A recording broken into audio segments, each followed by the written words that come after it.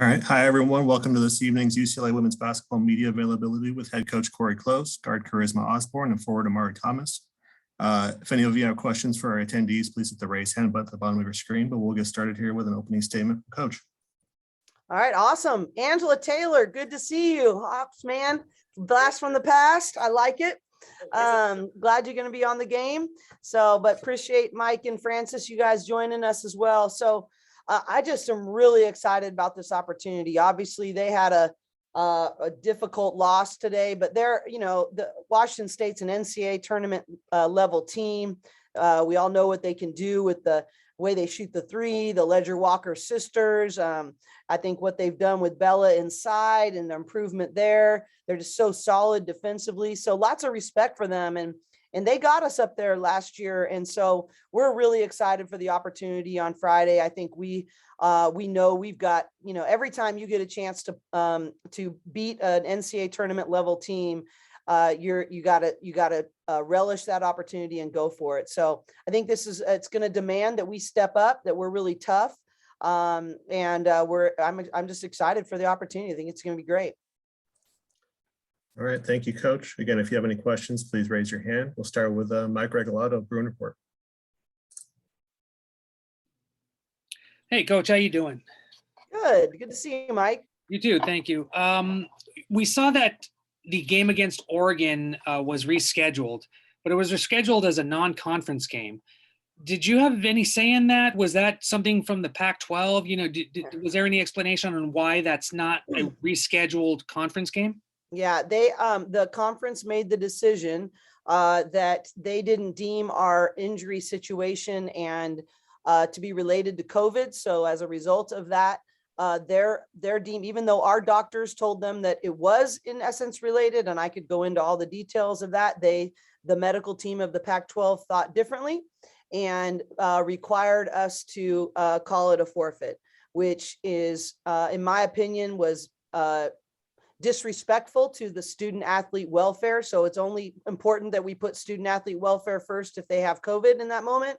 I thought it was, me, I'm all about back the pack. I'm all about, being really a supporter of the conference. I did really disagree with that decision. But honestly, for us, we just want to get to playing in the NCAA tournament, and we want to have a chance to play the best and be measured by the best. And we had some games canceled early, like Ohio State, that would have been a great opportunity for that. So we wanted the game. We wanted to play it. They wanted to play it. So even though it's not counting from a conference standings, it counts for NCAA tournament, ramifications. And so I wanted to put our players in a position to have that opportunity.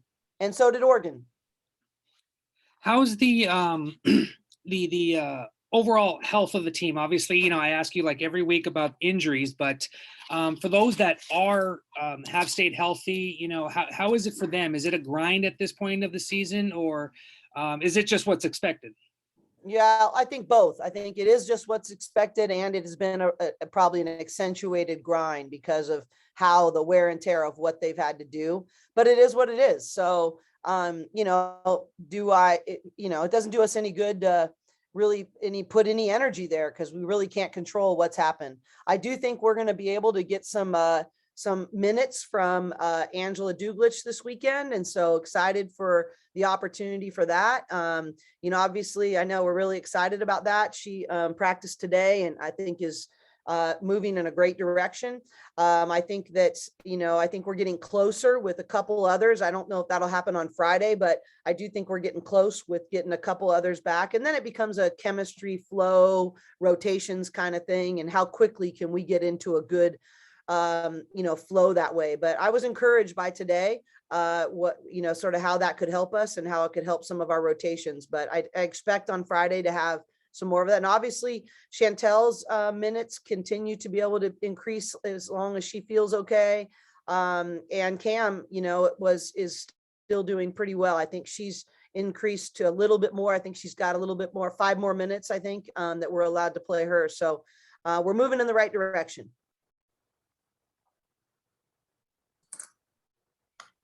All right, other questions here. Let's go to Francis.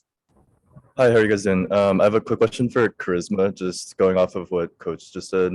So obviously you've had like a few injury scares this season, but you've still been playing really heavy minutes, taking on a really big offensive load. So I guess how do you kind of balance that aggression with, just your overall health this season, especially with the amount that you've had to do?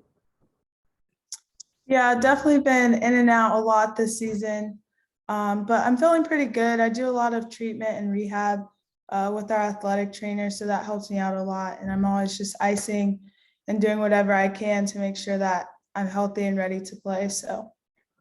All right, thank you. And a question for I'ImarI. So Coach Close talked about how she wants you to demand the ball in certain situations. Like, how do you plan to do this weekend? Or like, is that something that, you have in the back of your mind this weekend?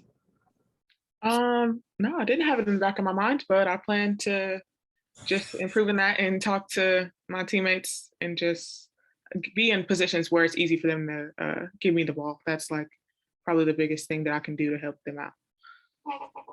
Great, thank you. And one last question for Coach. So, like you were saying, obviously you've lost a lot of players, but you're also getting some back lately. So how difficult is it to manage, these new lineups every game? Like, do you kind of take it as a test run for later in the season, or, is that, is that something that's difficult? Yeah, for sure it's difficult, and we will do difficult things well. I think the reality is that there's a lot of the things that have been difficult, but my job as the leader is to be like, okay, this is our challenge this week, and to embrace that challenge and to put our players in the best position to win. And so I do think we met as a staff today and talked about just, okay, what might substitution patterns look like? Who do we think, judged by our limited practice experience, who are there lineups we want to avoid? So we're going to try to make some of those decisions that would normally take maybe 6 weeks of preseason and non-conference, or maybe 8 weeks, 10 weeks to do in 8 days. But you know what? That's the reality. That's what we're here to do, is to lead them on that path. So I think I'm thankful. In fact, after our staff meeting, Pam Walker said, I just love that we're having these conversations. Like, we haven't been able to have them all year. So I think we should need to be thankful that we're getting to do that. So yes, it will have its challenges, but so what? Let's meet them. And I wanted to point out 2 things of what you asked the players. Both I'ImarI, our offense works better when she touches it, period. And that's a compliment to her game. It's a compliment to her IQ. It's a compliment to her versatility. It's a compliment to the skill set that she has. And so when I challenge that, it's a tremendous compliment. But it's also something, with great privilege comes great responsibility. And so whenever I say that with her demanding the ball, it's just because it makes such an impact on our team, and she's so talented and capable of impacting the game. And I also want to compliment with something that you asked Riz. You talk about her impact. She was not as maybe as aggressive offensively, but you take away, and I think I said this a little bit after the game, what she did to Jada Curry defensively. Like, her impact on the game is just so great on so many levels. And so I love that she was so steady, even though it was looking different than how it normally does. It was just as impactful. It just was in a different manner. And so credit to both of them for adjusting and using their strengths accordingly. All right, Angela, go ahead. All right. Great to see you, Cori, and I'ImarI and Charisma. I'm looking forward to calling this game on Friday. Question for all of you, starting with Cori. Just obviously with the injuries, COVID, the travel schedule, the uncertainty of cancellations and reschedule, like the adversity that you all are facing this year. What has it taught you about yourself as a coach, Cori, Charisma, and I'ImarI as players? What are you learning about your teammate and your team that will help you as you try to make this push toward the NCAA tournament?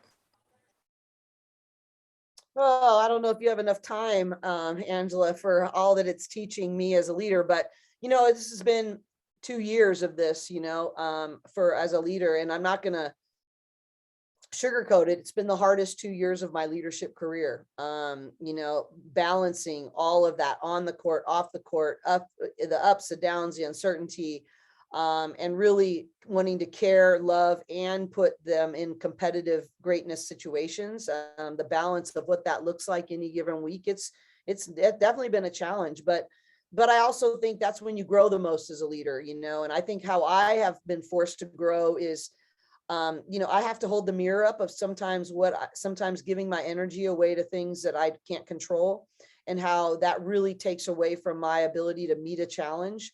And so really trying to really pay attention to that in my own self, because that's what I'm preaching to them. And if I don't let it teach me first, but I'm not gonna lie, I haven't been perfect at it. I've had ups and downs in that. I've had to go to them and say, hey, I didn't do this as well as I needed to today. It's time for me to respond and get better. So I think when you have so much adversity, you really have to protect your own energy and to not waste it on things that have no bearing on us growing as a team and us competing as a team. So, and also that no matter what the circumstances, you still can control giving to each other and growing every day. And there's great joy in that. And there's meaning in that. And there's, you know, just a purpose in that. And even though it's maybe not what you predicted, you know, what's the other option? The other option's worse. And so just really trying to take responsibility of how we're intentionally growing, both as a staff and as players, but also how we're intentionally giving and investing in each other. Players? I would say the biggest thing that I could learn from this is, I would agree with Coach Cori. This is like 2 years in a row with, you know, dealing with adversity. So I think just to stay the course, and honestly, as a fifth year, this being my last year, I don't have time to give energy to the fact that we're hurt or that we have other issues going on, because I mean, you just got to move on to the next thing. You know, I have limited time. So I think definitely that's just been my mindset about it. Just on to the next thing and figure out a way every day to get better. Yeah, same for me, kind of what they've been saying, but also too that you can do really hard things. Like even last year, I was like, okay, great, that year's over. Like, don't have to go through that again. And we're kind of going through the same things a little bit. So yeah, just being able to go through hard things, and at the end, I know it'll all be worth it. Great. Well, and Coach Close, just as you look toward what's needed in the second season, right, like the second half of the Pac-12, as you prepare for, you know, NCAA tournament, like what you talked a little bit about it before, but what are some of the keys that you think that you have to see happen? You know, right, I'ImarI being more aggressive, right, getting the ball in her hands. And I know on the last game you talked about Natalie, like being more involved offensively. What else do you see as a necessity to get your team over that hurdle?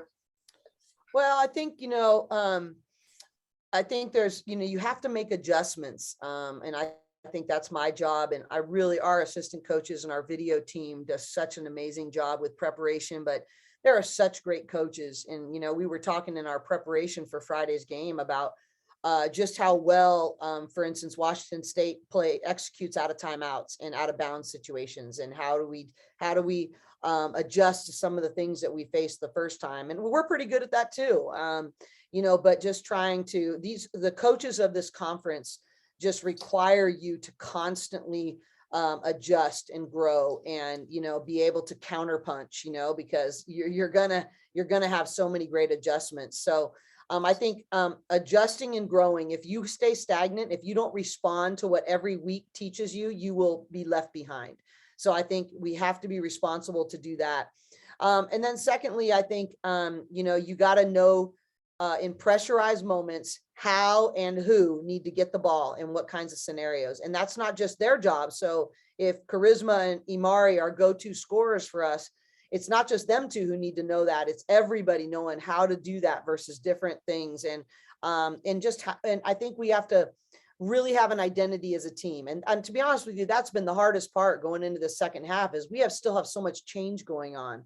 So I think it's going to be really important for us to quickly understand what is our identity, how in pressurized moments what are our greatest strengths that we have to play to. Those are going to be really important things to do that. And so I think it's adjusting and responding. It's intentional growth. But I think it's really playing to your strengths and identity as a team, and knowing who you are and how you play, and not getting too sidetracked with that. Great, thank you. Mm-hmm. All right, any other questions here for for our attendees? All right, in that case, we will wrap it up. Angela, I don't know if you want to hang around for any other nuts and bolts for the broadcast, but otherwise we'll let them go. Sounds good. Actually, I'll circle up, Coach, with you maybe later tomorrow. Okay, sounds great. Okay, All right, Yeah. thanks. Andrew. All call right, me thanks, anytime. everybody. All right, bye-bye, everyone. Take care. Thank you.